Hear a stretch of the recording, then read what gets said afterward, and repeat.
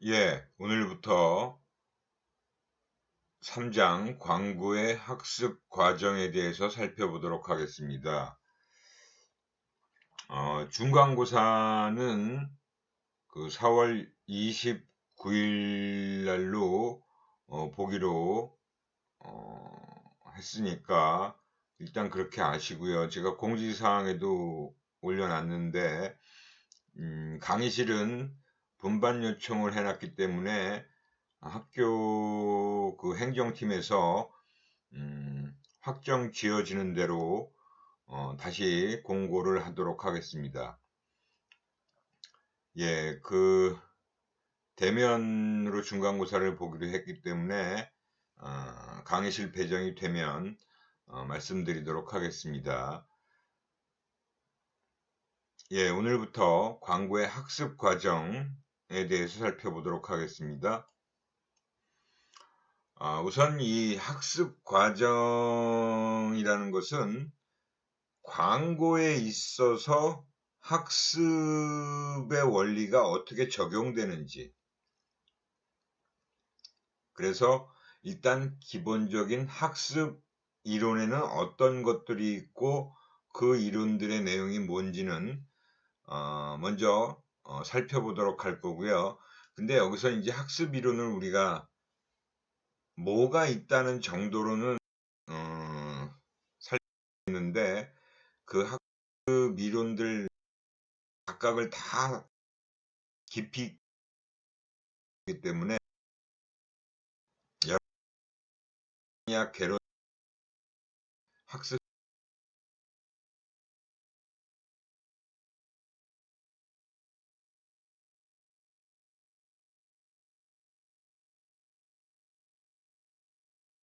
전공하지 않은 타 전공 학생들은 좀 참고로 그런 책들 찾아보시는 게 좋을 일단 학습 개발하고요. 전략의 학습 이론이 이제 어떻게 활용 있는지를 보도록 하겠습니다. 전반 목차를 학습의 원리 이렇게 큰 행동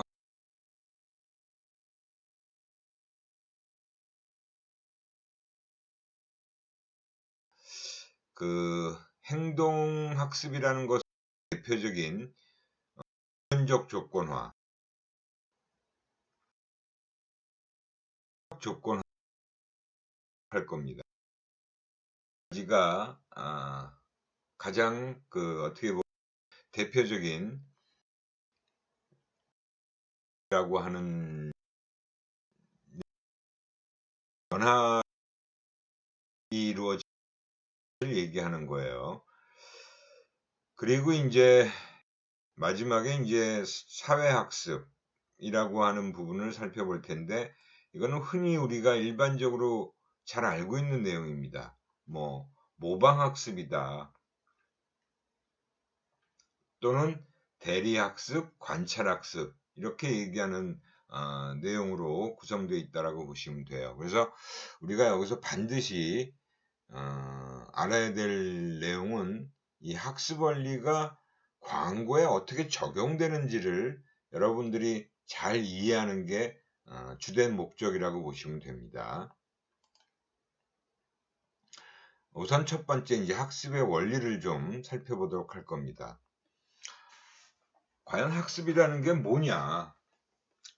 여기서 우리 특히 심리학에서의 학습이라는 것의 의미는 변화를 얘기하는 겁니다. 이 학습이라는 게 심리학에서의 학습은 바로 변화를 나타내는 거예요. 우리가 보통 일반적으로 그냥 학습한다라 그러면 스터디를 떠올리죠. 스터디. 근데 여기서는 스터디하고 전혀 상관이 없어요. 물론 스터디도 몰랐던 거를 알게 되니까 이제 변화되는 되는 것이라고 보면 학습이 변화의 모습을 보여주고 있는 건 동일한 학습이라고 볼 수 있죠. 그래서 여기 우리가 이제 여기서의 학습은 러닝이라고 보시면 돼요. 그래서 한 귀로 듣고 한 귀로 흘린다라는 우리 속담이 있죠. 근데 그거는 일시적인 거예요. 일시적. 그냥 잠깐 동안 한 귀로 듣고 한 귀로 흘린다. 일시적인 현상을 얘기하는 거죠. 그리고 이제 약물이나 질병으로 인한 행동의 변화를 가져올 수가 있어요. 그죠? 내가 어떤 약물을 통해서 어떤 상태에서 어떤 상태로의 변화가 일어나죠.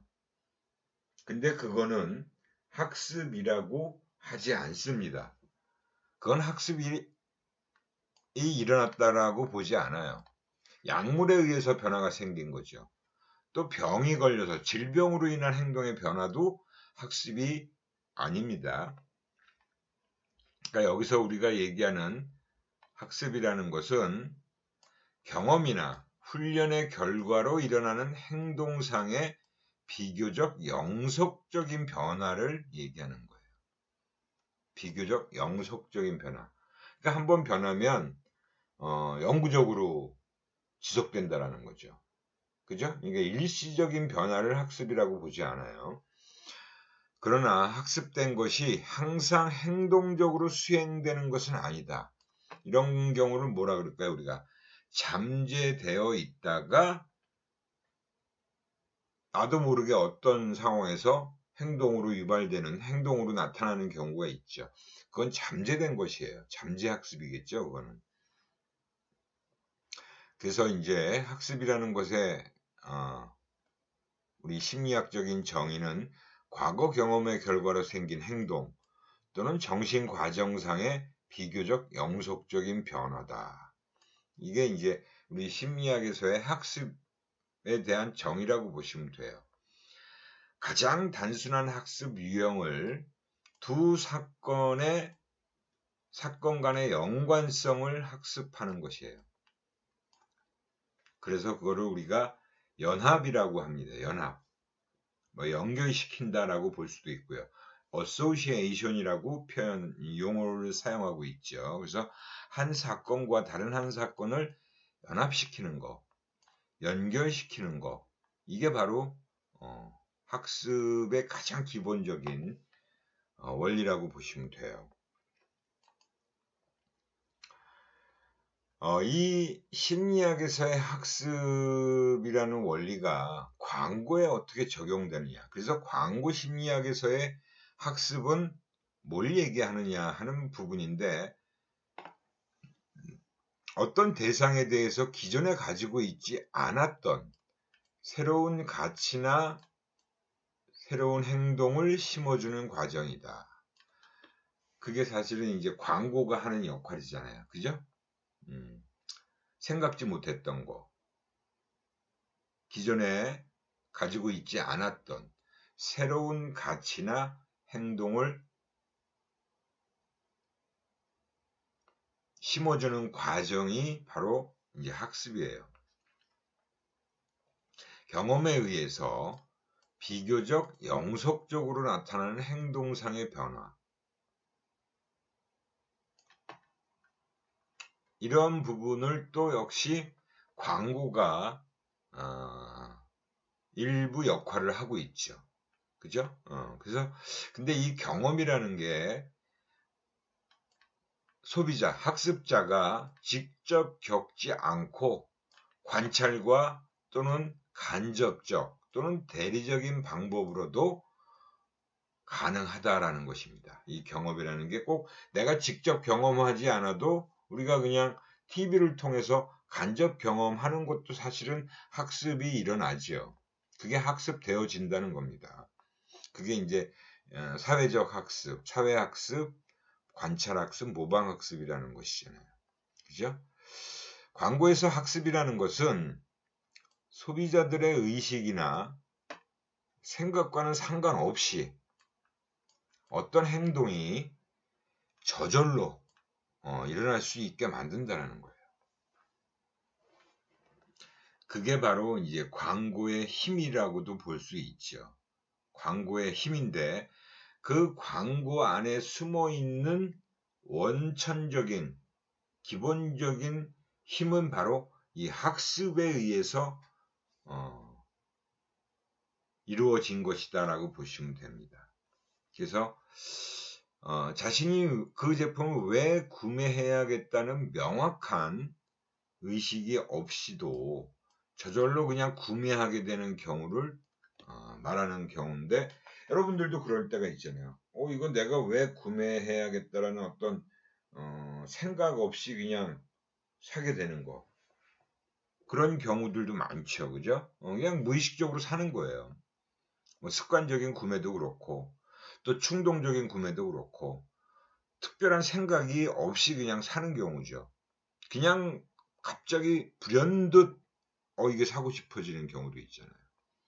그리고 뭐 지나가다가 이거 어디서 본 것 같은데 광고에서 봤나 하면서 또 그 제품이 눈에 들어오는 경우도 있죠. 또한 학습을 통해서 특정 브랜드를 보면 행복해지고, 또 행복해지기 위해서 그 특정 브랜드를 한번 사보게 된다. 구매하게 만든다라는 거죠. 이게 바로 광고의 학습의 원리가 다 깔려 있다라고 보시면 됩니다. 그래서 광고를 만들 때는 이 학습 원리를 얼마나 정교하게 잘 적용할 수 있느냐가 성공과 실패의 그 판단의 기준이 될 수가 있어요. 정말 정교하게 이런 학습의 원리를 광고에 잘 반영시켜서 만들 수 있다면 그건 굉장히 효과가 좋은, 학습 효과가 강력하게 일어날 수 있는 광고가 된다라는 것이죠.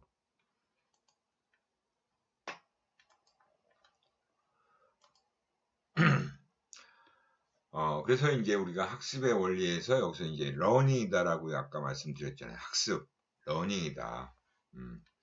학습, 러닝. 경험이나 정보의 노출로 나타나는 행동의 변화입니다. 변화가 바로 일어나야 돼요. 학습이라는 것은 어떤 상태에서 어떤 상태로 변화되는 거예요. 경험이나 정보의 노출로 나타나는, 개인이 처한 환경에서 목표 지향적인 행동들을 할 수 있게 하는 적응 과정이다라고 할 수 있는 겁니다. 학습에서 광고는 소비자로 하여금 상표에 관한 지식을 습득하게 하는 정보 메시지로서 역할을 한다. 당연히 이제 그 광고에서 제시하는 여러 가지 내용들, 그게 바로 그 상표에 관한 지식을 학습하게 만들어 주는 거죠. 정보 메시지로서의 역할을 하는 거죠. 그래서 이 학습에는 이 세 가지로 크게 나눈다라고 볼 수 있죠. 행동학습. 그리고 이 행동학습이라는 게 앞에서 얘기한 그 고전적 조건 형성, 조작적 조건 형성을 얘기하는 거예요. 행동학습이라는 게. 그리고 인지학습. 그 다음에 사회학습. 이렇게 세 가지 유형으로 우리가 이제 구분을 하고 있습니다. 근데 이제 학습 이론에서 이 유형별로 각각 학습 이론들이 또 등장을 하게 되겠죠. 행동학습과 관련된 내용은 학습이 외부 자극에 대한 반응의 결과로 나타난다라고 가정을 하고 있는 거예요. 그러니까 어떤 외부 자극이 작용을 해서 그거에 반응을 보이게 되는 것. 그게 이제 학습을 일으키는 작동되는 원리다라고 보시면 돼요. 대표적인 게 이제 고전적 조건화라고 하는 겁니다. 고전적 조건화. 뭐 우리는 이건 우리 심리학을 배우는 학생들은 당연히 다 알고 있는 용어죠. 고전적 조건 형성, 고전 조건화, 클래시컬 컨디셔닝이라고 하는 거예요. 좋은 반응을 일으키는 모델, 음악과 지식과 브랜드를 연합시킨다. 쫙 지워진다. 쫙 지워져서 연결시킨다. 연합시킨다라고 하는 겁니다. 그래서 그것이 소비자에게 학습되어지도록 만드는 역할을 해준다라는 거예요. 광고에서. 조작적 조건화라는 것도 연합학습, 행동학습이라고 할 수 있고, 어떤 소비 행동이 그 행동을 보임으로써 그 행동에 따르는 보상이나 처벌을 일으키게 되는 거죠. 그러니까 어떤 행동을 했는데 내가 보상을 받으면 그 행동은 강화가 되는 거죠. 그죠? 계속 더 자주 빈번하게 일어날 수 있어요. 근데 어떤 행동을 했을 때 처벌을 받으면 그거는 더 이상 하지 않으려고 하겠죠. 그게 학습되어지는 거예요. 그죠? 그거를 학습하게 되는 겁니다. 그래서 학습을 통한 피드백이 향후 소비 행동의 발생에도 영향을 미친다라고 보고 있는 겁니다. 이제 뒤에 다시 좀 더 상세하게 살펴볼 거고요. 그 다음에 이제 인지학습이라는 거는 또 역시 우리가 인지심리학에서 얘기하는 부분이죠. 유기체의 내적인 인지기제의 역할을 강조합니다. 학습이 이루어지는 과정을 유기체의 내적인 인지기제의 역할이라고 보는 거예요. 소비자는 제품 정보를 습득, 처리하고 기존의 지식과 신념에 통합하는 능동적 학습 과정을 거친다. 우리가 이 행동학습이라는 것에서는 사실은 고전적 조건 형성도 그렇고 조작적 조건 형성도 그렇고 사실은 나도 모르게 우리가 무의식적인 부분이 많이 작용을 해요. 근데 인지학습은 그런 수동적인 형태의 학습을 얘기하는 것이 아니라 능동적인 형태의 학습 과정을 얘기하는 게 바로 인지학습입니다.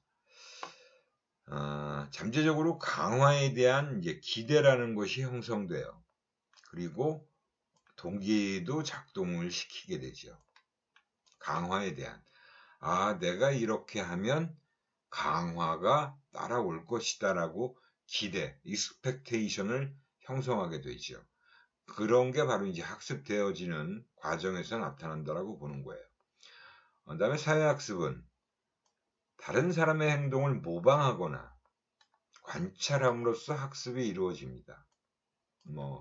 우리가 어렸을 때는 그 어른이 하는 행동을, 아빠나 엄마가 하는 행동을 따라하죠, 아이들은. 그죠? 그래서 우리 속담에도 애들 앞에서는 숭늉도 못 마신다. 이런 얘기들 또 하잖아요. 그죠? 그러니까 그게 바로 모방학습이에요. 관찰학습이고. 그래서 이제 TV에서 나오는 사람의 어떤 그 범죄 행위를 보고 따라하게 되면 모방범죄라는 말을 쓰죠. 그죠? 그것도 이제 학습되어진 거죠. 그래서 관찰학습, 대리학습은 이제 바이캐리어스 러닝이다 라고 얘기하는 거고, 모델링, 모델학습, 모방학습이라고 하는 거죠. 아동이 TV에서 본 폭력적인 행동을 그대로 따라하는 거, 모방하는 것을 사회학습이다라고 얘기합니다. 그래서 이렇게 이제 학습에 어떻게 보면 범주를 이렇게 세 가지로 크게 나누어서 얘기하고 있고요. 하나하나에 따르는 이제 이론들이 또 구분되어지죠. 우선 행동학습의 이제 가장 대표적인 고전적 조건 형성, 고전 조건화라고 하는 클래시컬 컨디셔닝에 대해서 먼저 살펴보겠습니다. 이게 이제 원래는 파블로프의 개에 대한 실험을 통해서 이루어지죠. 파블로프의 개 실험이 바로 이 고전적 조건 형성이라는 학습 이론을 처음으로 발견했다라고 할까요? 이론을 아무튼 제시한 사람이 파블로프예요. 러시아의 생리학자이자 의학자인 사람이 바로 이 학습 원리를 발견해내는 겁니다. 그래서 이제 개한테 먹이라는 건 뭐예요? 고깃 덩어리겠죠. 그죠? 근데 그거는 개는 이 고깃 덩어리를 보면 무조건 침을 흘리죠. 무조건 침샘에 고이게 돼 있어요. 우리 사람도 그렇잖아요. 그죠? 맛있는 뭐 음식을 보면 꿀꺽하고 침이 넘어가고 침이 자연스럽게 뭐 내가 야 침샘에서 침이 흘러나와라 라고 명령을 해서 나오는 게 아니에요. 무조건 본능적으로 나오게 돼 있습니다. 그걸 무조건 자극이라고 해요. 무조건 자극. 그죠? 무조건 자극이에요. 그게. 그리고 그 무조건 자극인 먹이, 고깃덩어리에 의해서 침 흘림 반응이 나타나는 걸 무조건 반응이라고 하는 거죠. 근데 우연히 이 파블로프가 이 무조건 자극인 먹이를 그 개 앞에 제시를 하면서 전혀 종소리 같은 거는 개가 들어도 침을 흘리는 게 아니죠. 그냥 종소리 들었을 때 개는 아무런 반응이 없어요.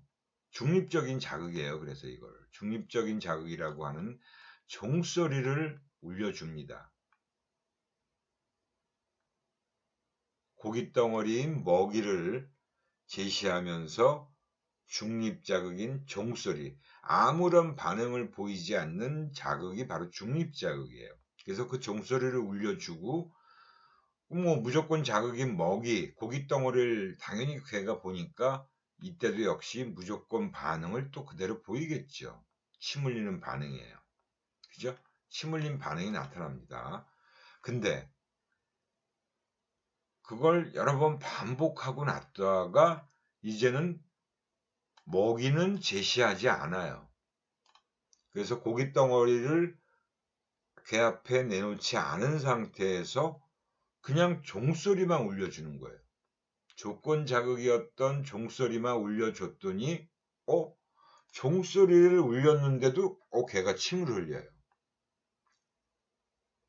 이게 어떻게 된 거냐. 먹이는 지금 보여주지도 않았어요. 고깃덩어리는 아예 보여주지도 않은 상태에서 종소리만 딸랑딸랑 울려줬는데 그때 개가 침을 흘리는 반응은 바로 조건화된 반응이다. 그죠? 조건화된 반응이에요. 무조건 자극과 짝지어진 종소리. 그 조건 자극이 결국은 무조건 자극으로의 역할을 하면서 침 흘리는 반응이 나타납니다. 그러니까 종소리만 듣고도 침 흘리는 반응은 조건 반응이죠. 그죠? 이게 바로 뭐 별거 아닌 것 같지만 대단한 발견이고 학습 이론으로서는 아주 획기적인 정말 새로운 우리 심리학의 이 학습 이론을 맨 처음으로 이렇게 해서 얘기한 사람이 파블로프라는 학자예요. 정말 대단한 거죠. 이 파블로프의 이 개 실험은 원래는 침샘 연구를 하려고 생리학자이기 때문에 연구실에서 침샘 연구를 하기 위해서 시작한 연구입니다.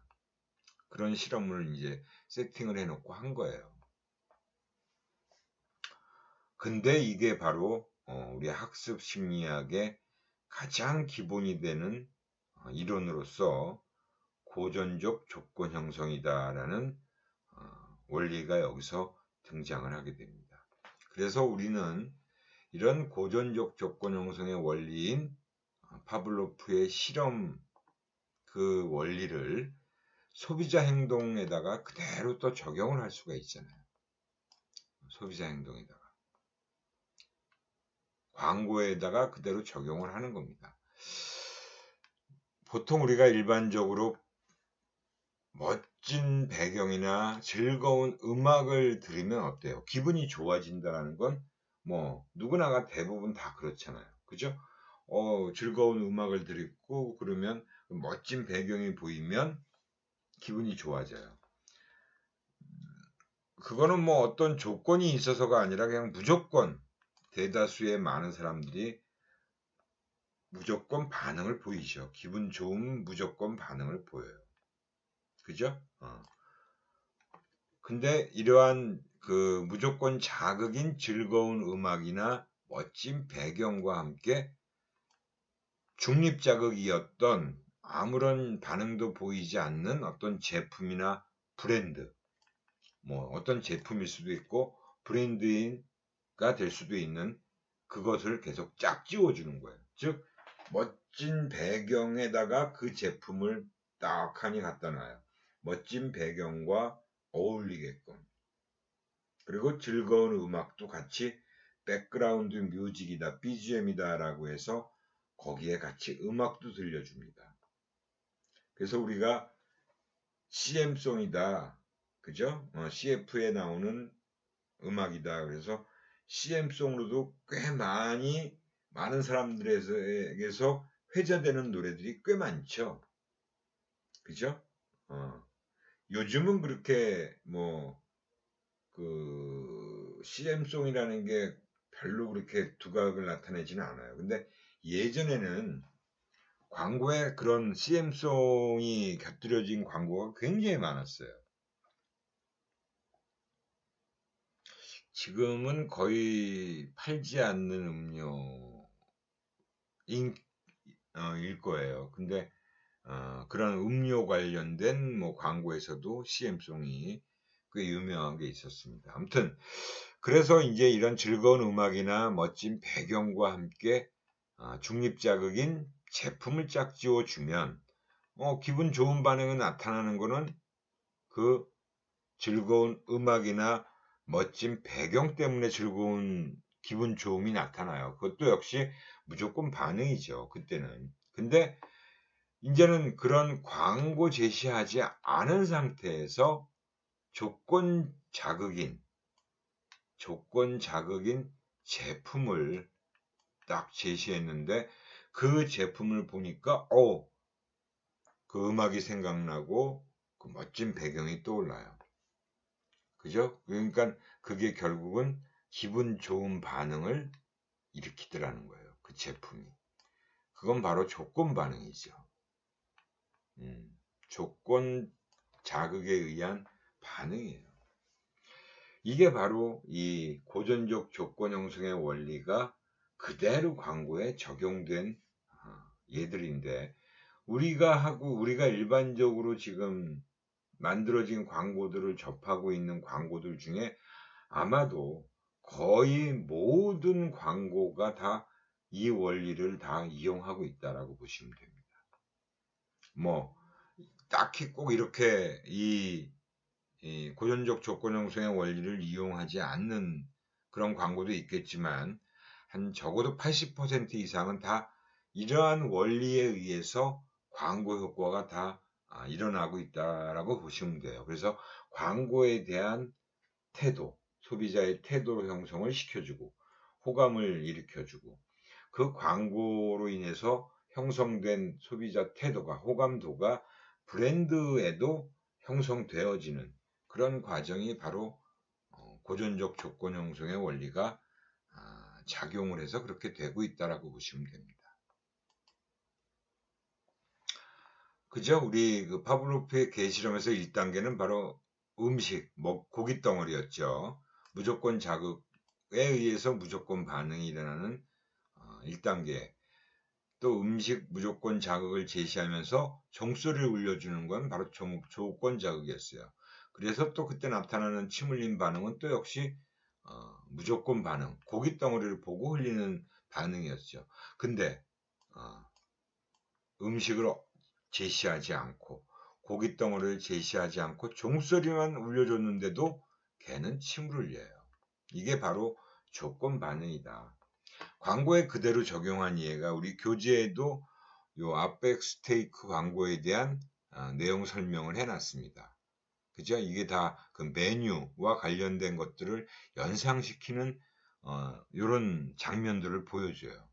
그래서 그러면 그 아웃백 스테이크의 메뉴들이 거기서 연결되고 떠오르게 되고 생각나서 아웃백을 찾게 된다 라고 하는 거죠. 광고에 적용한 겁니다. 일단 모델 같은 경우 우리가 일반적으로 좋아하는 모델들이 있죠. 물론 모든 사람이 다 좋아하지는 않을 수 있어요. 근데 내가 좋아하는 모델이 무조건 자극이에요. 그죠? 보통 모델을 그래서 유명 모델을 쓰는 이유가 많은 사람들이 좋아하니까 호감을 가지고 있으니까 쓰는 거잖아요. 그 모델을 보면 호의적인 평가가 일어나고 기분 좋아요. 무조건 반응이죠. 근데 그 모델과 상표를 또 짝지어주는 거죠. 광고를 통해서. 그죠? 어떤 모델이 등장하고 거기에 브랜드, 그죠? 그 모델이 그 브랜드의 어떤 제품을 사용하면서 뭐 이거 참 좋아요. 그죠? 그런 얘기를 하면 그것을 계속적으로 보여주면 결국은 또 역시 그 모델에 의해서 무조건 반응인 호의적인 평가가 이루어지고요. 나중에 이제 그 모델이 안 보이고 상표만 보더라도 호의적인 평가가 일어나더라는 거예요. 그건 조건 반응이죠. 이렇게 많은 광고들이 이 기본적인 고전적 조건 형성의 원리에 의해서 만들어져 왔고 지금도 만들어지고 있다라고 보시면 됩니다. 충분히 여러분들 이해가 되시죠? 광고에 이런 것들이 적용되고 있다라는 것이 많은 광고들 한번 보시면 다 그거에 생각나실 거예요.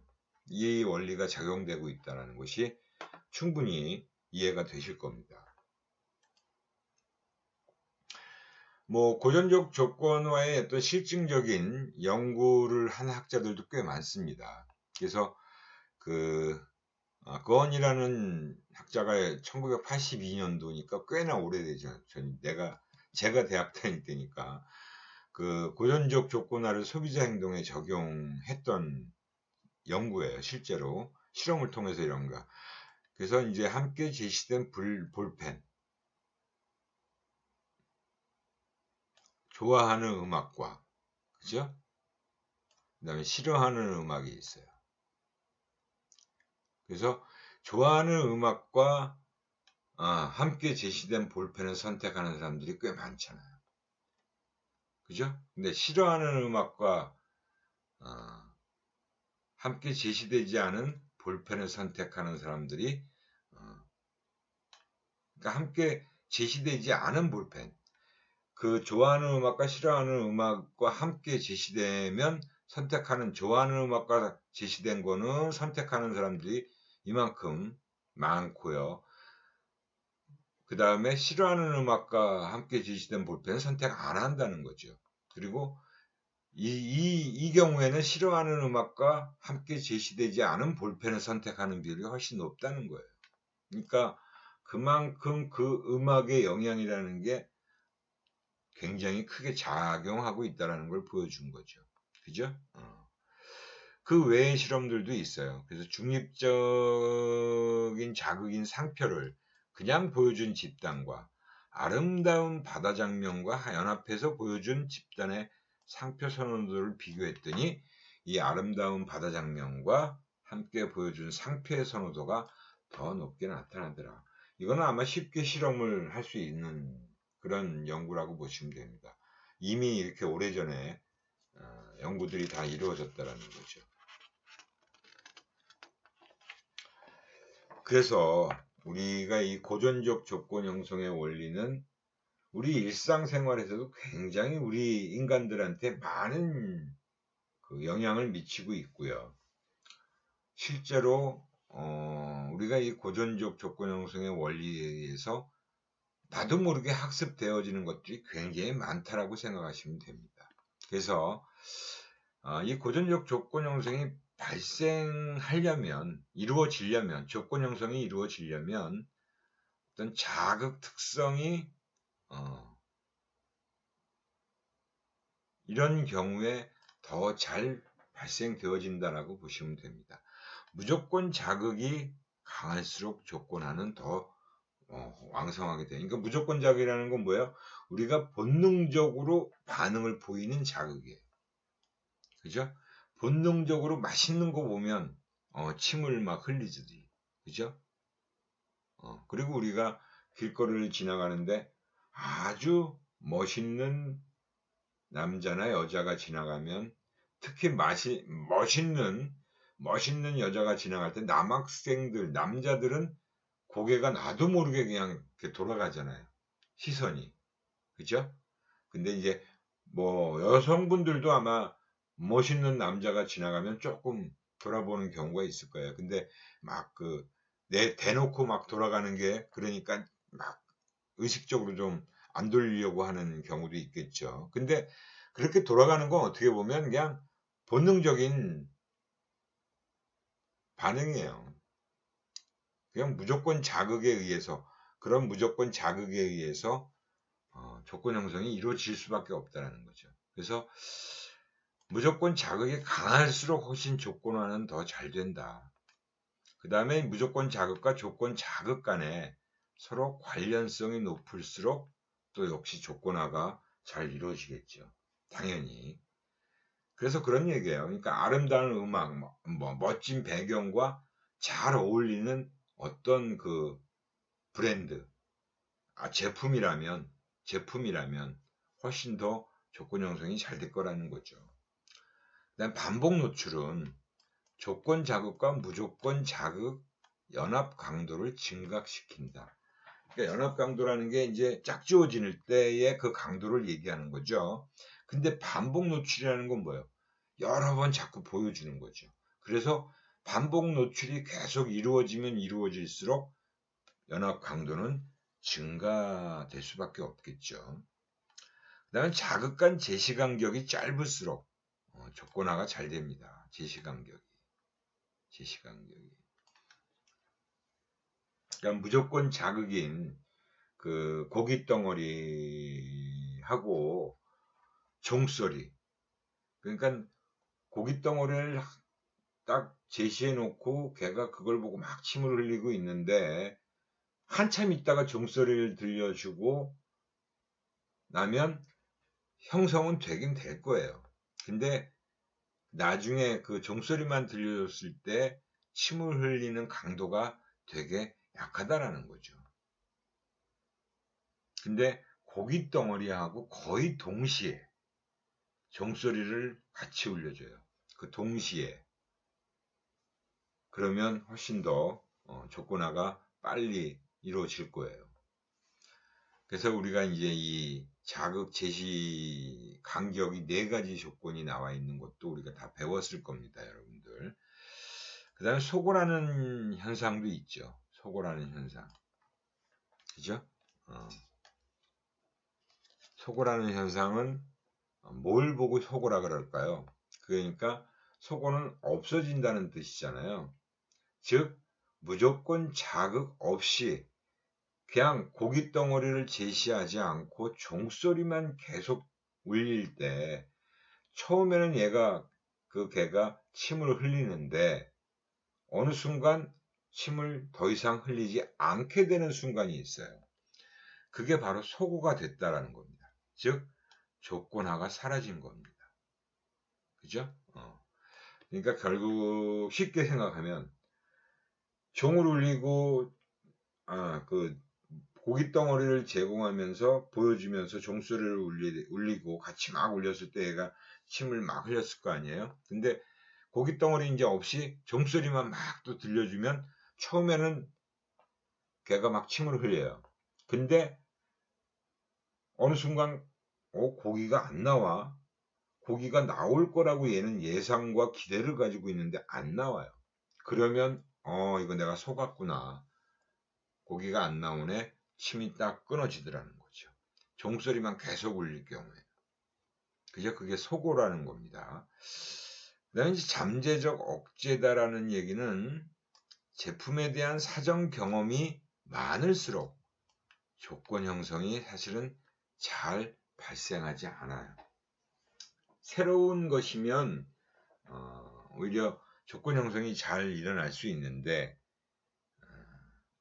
경험이 오히려 많을수록 조건 형성은 잘 안 일어난다라고 하는 측면을 우리가 알 수 있습니다. 그래서 그 경우가 이제 잠재적 억제라고 부르는 현상입니다.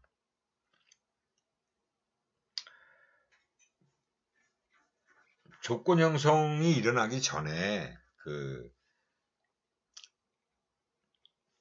우리 교재에 있는 그 예를 들어서 설명하면 그거예요. 조건 형성 전에 치약 브랜드를 미리 여러 번 보여준 후에 조건 형성을 시키고 다른 집단에게는 곧바로 조건 형성을 시켰어요.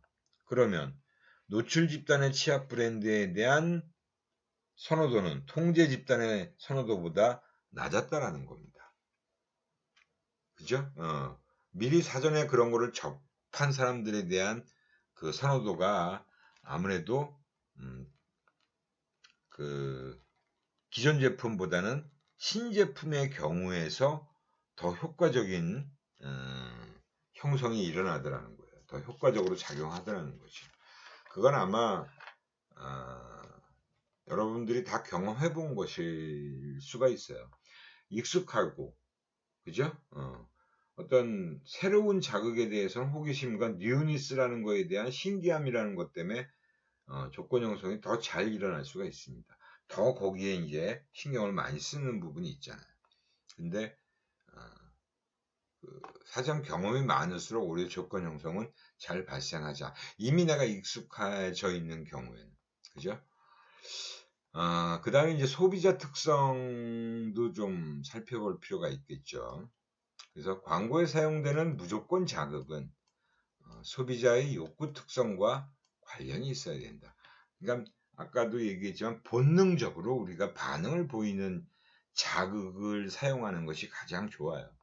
그러니까 소비자의 욕구 중에서 특히 무의식적으로 반응을 보이는 그런 자극을 사용하는 게 가장 좋습니다. 어떻게 보면 그래서 우리가 성적 소구 광고가 많은 이유가 우리 인간은 그런 성적인 자극에 대해서 무의식적인 반응을 보이잖아요. 본능적인 반응을 보여요. 그죠? 그렇기 때문에 그거를 무시할 수가 없었던 거죠.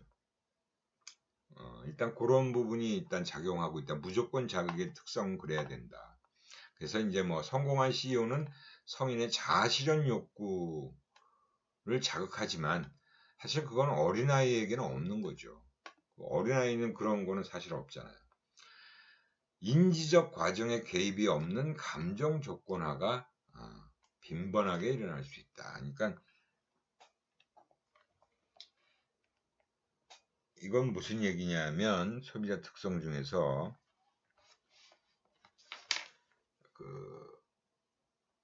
인지적인 과정에 개입이 없는 건 뭘 얘기하냐면 광고는 대부분 그 소비자의 의도와 상관없이 그죠? 의도와는 상관없이 소비자의 기억 속의 모델, 배경음악 등과 상표를 연합시키는 조건 형성을 일으키게 되어 있어요.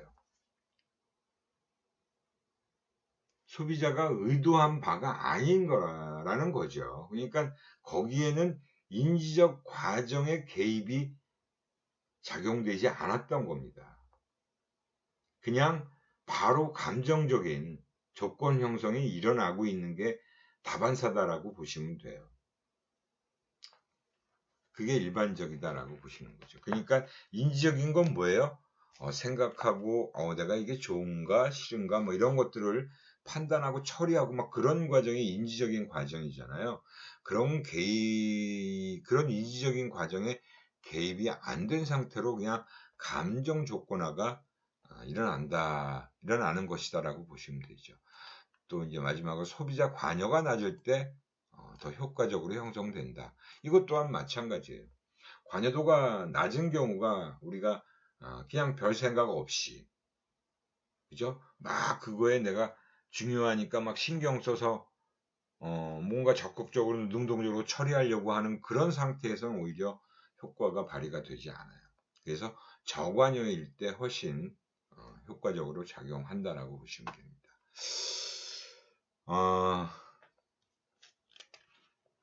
그 다음에 나오는 내용이 고전적 조건 형성의 주요 특징과 현상에 대한 부분인데, 요거는 이제 오늘 시간이 다 된 관계로 다음 시간에 살펴보고 그 다음 조작 조건화를 또 살펴보도록 하겠습니다. 예, 또 질문 사항이 있으시면 질문 코너에 좀 올려주시기 바라요. 그러니까 쪽지를 대부분 학생들이 이제 자꾸 하는 것 같은데, 쪽지보다 이제 질문 코너에 등록을 해주시는 게 좋습니다. 그래서 뭐 다른 학생들도 뭐 그 질문 내용을 또 볼 수도 있고요. 답변 내용하고 함께. 그러니까 그 질문을 그렇게 해서 좀 올려주시면 제가 답변을 드리도록 하겠습니다. 예, 오늘 수고하셨고요. 다음 시간에 또 뵙겠습니다. 예, 여기서 마치겠습니다.